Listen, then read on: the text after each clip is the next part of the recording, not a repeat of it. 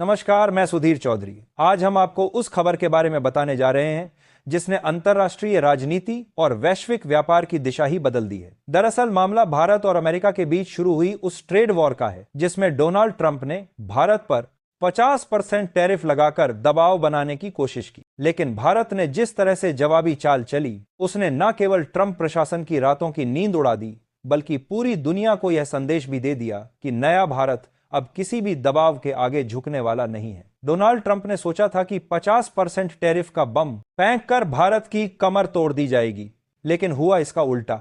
Tariff लगने के महज 24 घंटे के भीतर ही भारत ने अपनी सप्लाई लाइन पूरी तरह बदल दी और अपना माल अमेरिका की बजाय रूस, चीन, ब्रिटेन और यूरोप के अन्य देशों की ओर मोड़ दिया। दवाइयों से लेकर टेक्सटाइल, कृषि उत्पादों से लेकर इंजीनियरिंग सामान तक भारत ने हर क्षेत्र में नए बाजार तलाश लिए। इतना ही नहीं, 15 से अधिक देशों ने भारत को सीधे ऑफर दिया कि जो सामान अब तक अमेरिका भेजा जाता था वह अब हमें भेजो। दरअसल ट्रंप का टैरिफ भारत को रोकने के लिए था, लेकिन उसी टैरिफ ने भारत के लिए नए दरवाजे खोल दिए। विशेषज्ञ मानते हैं कि प्रधानमंत्री नरेंद्र मोदी को पहले से अंदेशा था कि ट्रंप ऐसी कोई चाल चल सकते हैं। यही वजह है कि भारत ने पहले से रूस, जापान और यूरोप के देशों के साथ बैकअप डील्स तैयार कर ली थी। जैसे ही टैरिफ लगा, भारत ने तुरंत अपनी चाल चली और अमेरिका का दरवाजा बंद कर दिया। व्हाइट हाउस के अंदर अफरा तफरी मच गई और इसी डर से ट्रंप ने मोदी जी को 4 बार फोन किया, लेकिन प्रधानमंत्री ने फोन तक रिसीव नहीं किया। सोचिए, दुनिया का सबसे ताकतवर आदमी बार बार कॉल कर रहा है और भारत का प्रधानमंत्री जवाब देने की जरूरत तक नहीं समझता। यह उस नए आत्मनिर्भर भारत की तस्वीर है जो किसी के भी दबाव में आकर झुकता नहीं है। यूरोप के अखबारों ने साफ लिखा है कि ट्रंप ने पूरी दुनिया को झुका दिया, लेकिन भारत को नहीं झुका पाए। रूस और चीन तो पहले से ही अमेरिका के विरोध में खड़े थे और अब भारत भी उसी कतार में मजबूती से खड़ा है। नाटो ने भी अमेरिका की एकतरफा नीतियों के खिलाफ प्रस्ताव पारित किया है। सोचिए, वही नाटो जो कभी वॉशिंगटन के इशारे पर युद्ध छेड़ देता था, आज कह रहा है कि अब किसी भी देश के खिलाफ अमेरिका के एकतरफा फैसलों का समर्थन नहीं किया जाएगा। इसी डर से ट्रंप ने भारत के फार्मा सेक्टर पर टैरिफ नहीं लगाया, क्योंकि अगर ऐसा होता तो अमेरिका की जनता को भारी संकट झेलना पड़ता। भारत ने यह संदेश साफ कर दिया कि अब उसकी प्राथमिकता अमेरिका नहीं, बल्कि रूस, चीन, यूरोप और एशियाई देश हैं। भारत के कृषि और फार्मा उत्पादों की मांग रिकॉर्ड स्तर पर पहुंच चुकी है। गुजरात, महाराष्ट्र और तमिलनाडु के बंदरगाहों से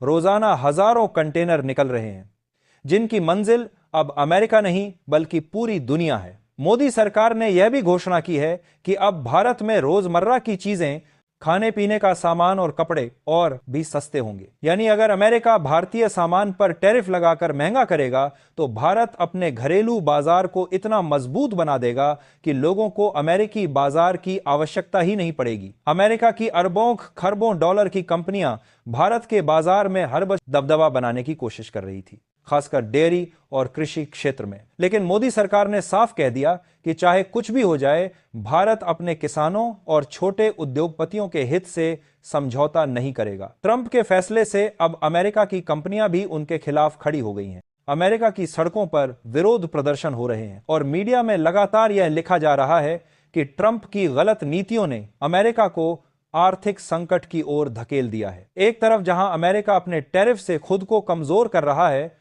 वहीं भारत टेक्नोलॉजी और इंडस्ट्री में तेजी से आगे बढ़ रहा है। भारत के कई राज्य जैसे गुजरात और तमिलनाडु में नई चिप फैक्ट्रियां बन रही हैं। एप्पल, सैमसंग और माइक्रॉन जैसी दिग्गज कंपनियां भारत में अपने मैन्युफैक्चरिंग हब खड़े कर रही हैं। मारुति सुजुकी की made in India electric car अब 100 से ज्यादा देशों में एक्सपोर्ट की जाएगी। यानी भारत अब केवल एग्रीकल्चर या फार्मा में ही नहीं, बल्कि ऑटोमोबाइल और हाई टेक्नोलॉजी के क्षेत्र में भी दुनिया में दबदबा बनाने की तैयारी कर रहा है। आज दुनिया यह मान रही है कि भारत ही भविष्य की असली शक्ति है। यह वही भारत है जो अब किसी दबाव में नहीं झुकता। यह वही भारत है जिसने ट्रंप की दादागिरी का करारा जवाब दिया है। अब सवाल यह है कि अमेरिका की दादागिरी टूटने के बाद दुनिया किस ओर जाएगी। दरअसल भारत की इस रणनीति ने न केवल अमेरिका को झटका दिया है, बल्कि कई छोटे बड़े देशों को यह भरोसा भी दिला दिया है कि अब उन्हें अमेरिका के आगे झुकने की जरूरत नहीं है। लैटिन अमेरिका के कई देश अफ्रीका के राष्ट्र और खाड़ी देशों ने भी भारत के साथ नई डील्स शुरू कर दी हैं। इसका मतलब यह है कि भारत अब केवल एशिया और यूरोप तक सीमित नहीं, बल्कि पूरी दुनिया के साथ अपने व्यापारिक रिश्ते मजबूत कर रहा है। संयुक्त राष्ट्र की हालिया बैठकों में भी भारत की इस नीति की गूंज सुनाई दी। कई देशों के प्रतिनिधियों ने माना कि भारत ने जो कदम उठाया है उसने वैश्विक शक्ति संतुलन बदल दिया है। अब हर देश यह सोचने पर मजबूर है कि क्या भविष्य की असली लीडरशिप अमेरिका के पास रहेगी या भारत धीरे धीरे उसकी जगह ले लेगा। इधर अमेरिका की बहुराष्ट्रीय कंपनियां ट्रंप सरकार पर दबाव बना रही हैं। वे कह रही हैं कि भारत जैसे बड़े बाजार से बाहर होना आत्मघाती कदम है। दवाइयों से लेकर टेक्नोलॉजी तक हर क्षेत्र की कंपनियां ट्रंप के खिलाफ खड़ी होती जा रही हैं। भारत सरकार ने भी अपनी चाल और तेज कर दी है। प्रधानमंत्री नरेंद्र मोदी ने अपने भाषण में साफ कहा, भारत अब आत्मनिर्भरता की ओर तेजी से बढ़ रहा है। जो सामान हम अमेरिका से मंगवाते थे वही अब भारत में बनेगा। आर्थिक जानकारों का मानना है कि आने वाले 5 सालों में भारत एशिया का ही नहीं बल्कि पूरी दुनिया का नया ट्रेड हब बन सकता है। गुजरात और महाराष्ट्र के पोर्ट्स पर जिस तरह से कंटेनरों की आवाजाही बढ़ी है उससे साफ है कि भारत का एक्सपोर्ट रिकॉर्ड स्तर छूने वाला है। ट्रंप की सबसे बड़ी परेशानी यह है कि अब चुनाव नजदीक हैं और अमेरिकी जनता नाराज हो चुकी है। विरोध प्रदर्शन तेज हो रहे हैं।